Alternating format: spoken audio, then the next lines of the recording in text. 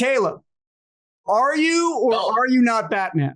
Man, didn't you watch? I'm the Canadian, these guys, they think I'm just like this lone soldier. Everybody needs somebody, Don't worry about me being Batman, Okay.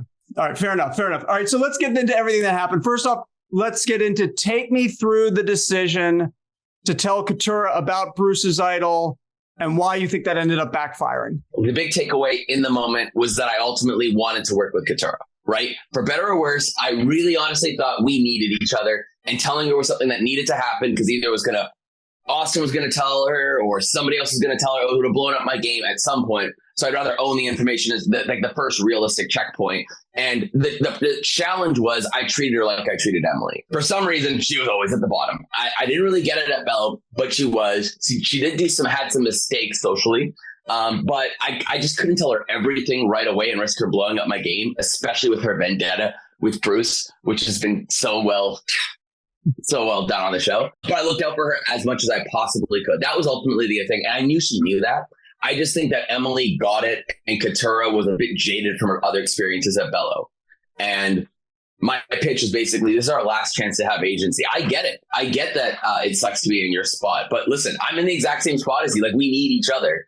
And I think what I didn't realize had happened in her conversation with Jake was getting into the rings and talking about how he was digging for his girlfriend's rings. And I do think in hindsight that was a part where Katurah just felt like she was being fooled as opposed to just being left out. It's tough because you always have hindsight. Should you have lied? Should you have not told her? Should you have told her a different way?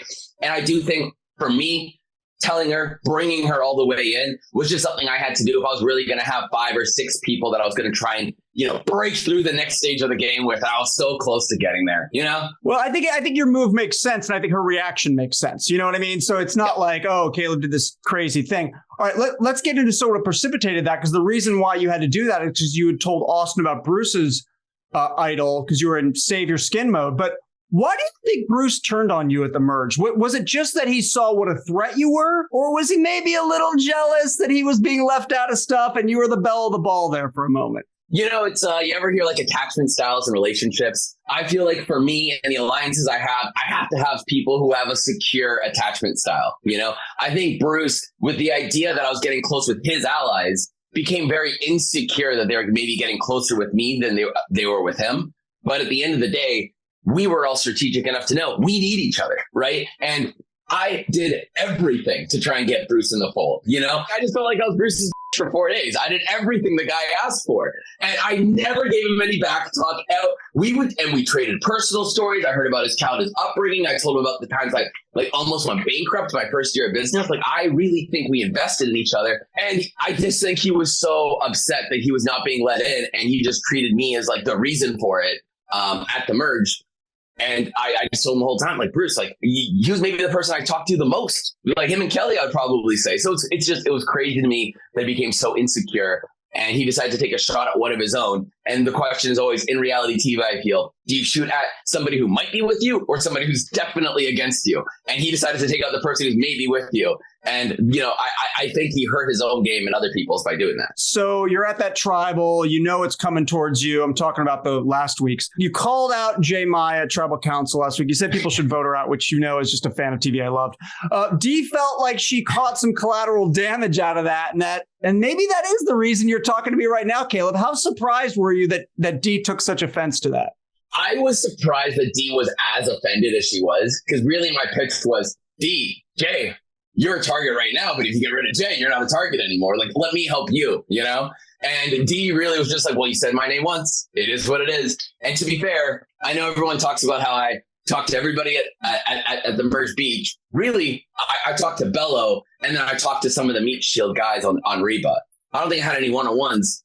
But the thing about me, I feel like it's when you talk to somebody and you just have banter and there's laughter in front of people, it just looks like a one-on-one conversation, Jay was definitely, I think, originally the boot. Reba wanted her out. Bruce flipped on Bello. And then Reba was kind of this is a free roll. I mean, we get to take out a big threat and no one's going to be mad at us. How do we say no to this? If not, I really do think at the Mergatory, and from everything that I've heard, that Red was not planning on taking me out there, planning on taking out Jay with the Bruce flip. They just thought it was a freebie. And with me being exempt from the shot in the dark, I think Jay was their plan from the very beginning that ended up happening. So it was interesting watching your game because, my whole take was that your social game was incredible. But the one problem is that it was so blatantly incredible, like how good you were at this game. Like if I were out there, Kaleb, I would have been like, there's no way I'm going to sit next to this guy in the final three. There's no chance.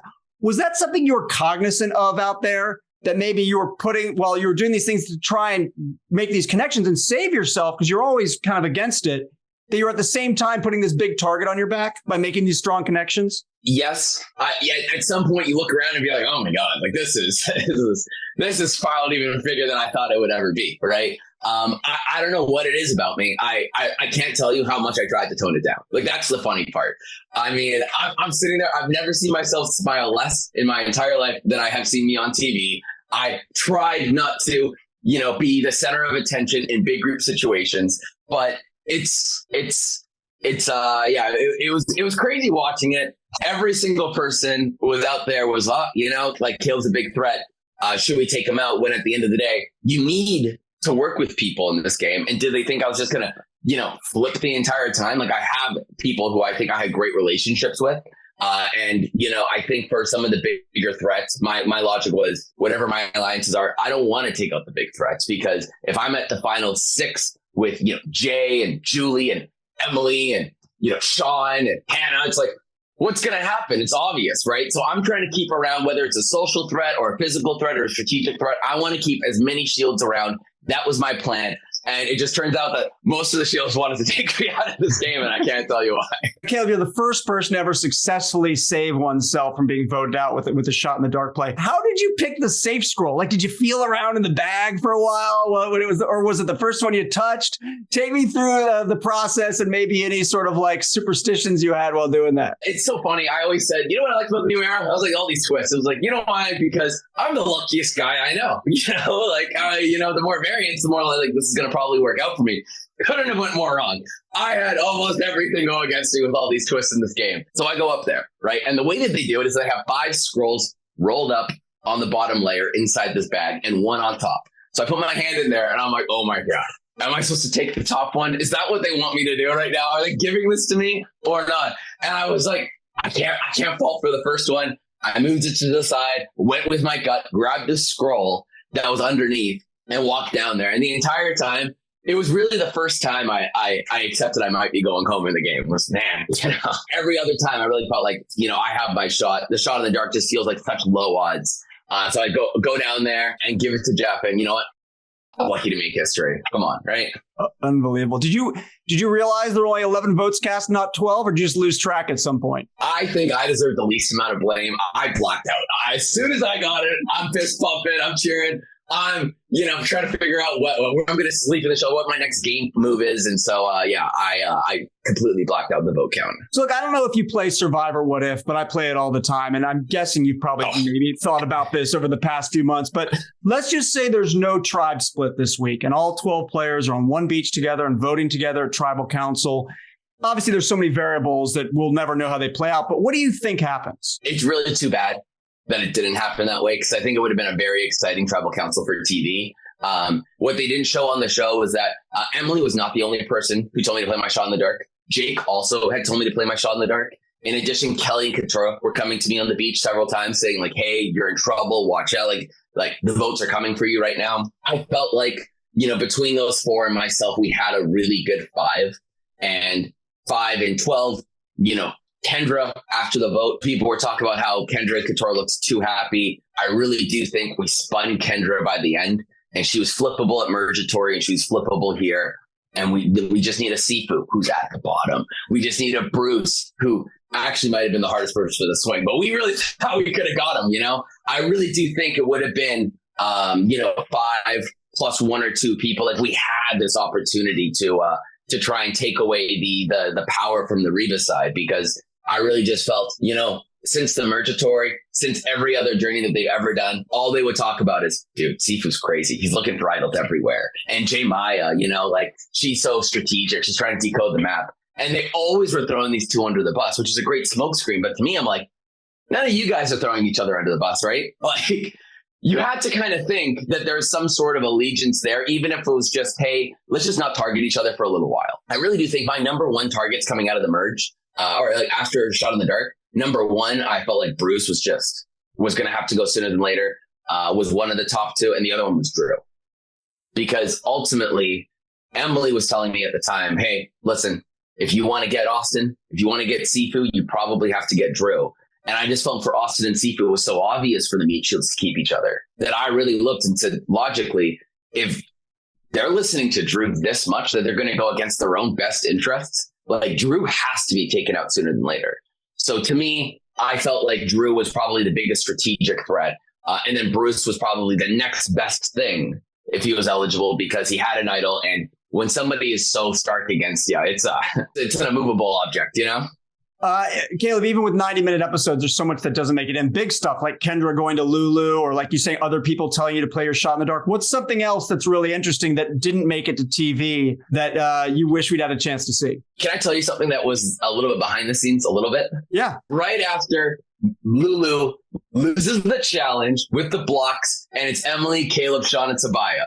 And Sabaya's there dying, and Emily has her arm around her. So we go back into the back tents, and Sabiyah, who wears this long sleeve black thermal throughout the entire challenge, basically has heat exhaustion. Dr. Joe's over there. He's dumping ice water on her. She's like barely alive.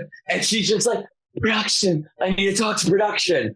Because she wants to ask if she could throw the idol into the fire. And I'm like, Sabiyah, don't worry about it. I got it. I need to ask them about the Shot in the Dark anyways. So I'm going to go first. And I go there and I'm like, hey, you guys, she's about to ask you this. And it's bull. You can't let her do it. You can't let her throw this thing in the fire, because all I thought was this entire time, as long as Sabiyah doesn't have a vote, I have the power, because I thought I had Emily, right? Even going to the Reba camp when I was able to go and get fishing gear and everything else, it occurred to me, do you get embers? Do you bring fire home for Sabiyah? And I remember having a talk saying, there's no chance I do that. This is the only power I have left in this game. And you know what? I never wanted to take Sabiyah out until I really knew she was gunning for me. I really wanted Sean. Emily and I came together and decided not to do that. But those were a couple of things where I felt like, it was, Emily was saying, like, when Kaleb's calling for production and Sabiyah's calling for production, she's like, that's the first time I actually felt safe. She's like, that's when I knew I probably was this way. I know you got to run, Kaleb, but last one for you. When they invariably ask you to play Survivor again, if they have not already, what will you say? Next question. I got back by the door. If I get the call, it would be an honor. I'll go back to live. Hopefully maybe some things go differently,